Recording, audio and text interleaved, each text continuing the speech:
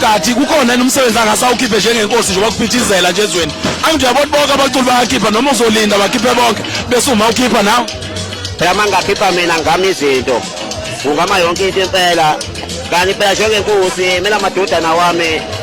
ngengwanikeza isikhathi atshakadule ngoba mangakhipha idate manje yonke into yoma mfowethu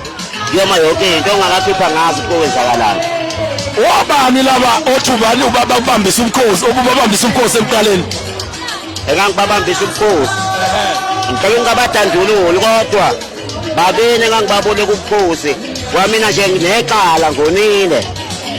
samele ikhokhele lokho kodwa ngithe ngikwapha mina ngindoda ematasa yabona